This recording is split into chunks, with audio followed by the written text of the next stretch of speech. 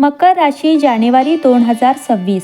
मकर राशींच्या व्यक्तींना वर्षाचा हा पहिला महिना करिअर, आरोग्य व शैक्षणिक क्षेत्रात कसा असेल, चला तर मग जाणून घेऊ. मकर राशी जानेवारी 2026 हा महिना आत्मसन्मान आणि नवीन सुरुवातीचा असेल. कारण सूर्य हा तुमच्याच राशीत प्रवेश करत असल्याने तुमचा आत्मविश्वास, स्पष्टता आणि नेतृत्व हे वेगाने वाढेल.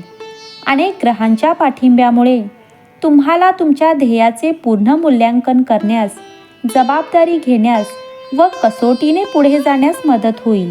शिस्त, नम्रता आणि सातत्यपूर्ण कठीण परिश्रमातून यश मिळेल. शैक्षणिक बाबतीत हा महिना पाहिला असता या महिन्यात विद्यार्थ्यांसाठी आत्मविश्वास आणि शिस्तीचा काळ असेल. महिन्याच्या सुरुवातीला लक्ष विचलित होऊ शकते, म्हणून नवीन गोष्टी सुरू करण्यापेक्षा जुन्या गोष्टी सुधारणे केव्हाही चांगले.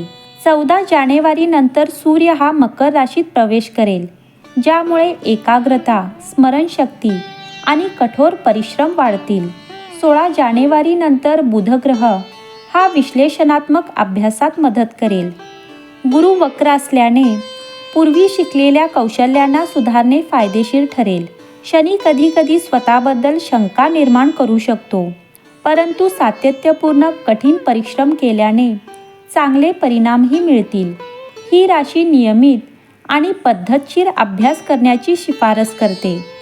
आरोग्याच्या बाबतीत हा महिना पाहिला असता तुमचे आरोग्य आणि ऊर्जा ही थेट सूर्याशी संबंधित असेल. सुरुवातीला जेव्हा सूर्य हा धनुराशीत असेल तेव्हा तुम्हाला मानसिक ताण किंवा विश्रांतीचा अभाव यामुळे आरोग्यात चढउतार होऊ शकतात. महिन्याच्या मध्यात सूर्य तुमच्या राशीत प्रवेश करत असल्याने 16 जानेवारी नंतर मंगळ ग्रह हा मकर राशीत प्रवेश करेल, तेव्हा शारीरिक शक्ती आणि सहनशक्ती वाढेल. तथापि अतिश्रमामुळे सांधेदुखी किंवा थकवा येण्याची शक्यता आहे. मीन राशीतील शनी हा भावनिक संवेदनशीलता प्रकट करेल. जरी तुम्ही बाहेरून मजबूत दिसत असाल तरी ही राशी संतुलित दिनचर्या आणि भरपूर विश्रांती घेण्यास शिफारस करते. कुटुंब व नातेसंबंधांविषयी पाहिले असता या महिन्यात स्वतःची ओळख आणि जबाबदारी हे नातेसंबंधांवर वर्चस्व गाजवेल. महिन्याच्या पहिल्या 6 महिन्यात सूर्य हा 12व्या घरात असल्याने तुम्ही थोडे आत्मपरीक्षण करणारे किंवा भावनिकदृष्ट्या दूर जाऊ शकता. महिन्याच्या मध्यानंतर सूर्याचे मकर राशीतील भ्रमण तुम्हाला नातेसंबंधांमध्ये अधिक दृढनिश्चयी बनवेल, ज्यामुळे कधीकधी तुम्ही प्रभावी दिसू शकता. 13 जानेवारी नंतर शुक्र हा ताठरपणा कमी करेल आणि नातेसंबंधांमध्ये समजूतदारपणा आणि वचनबद्धता वाढवेल.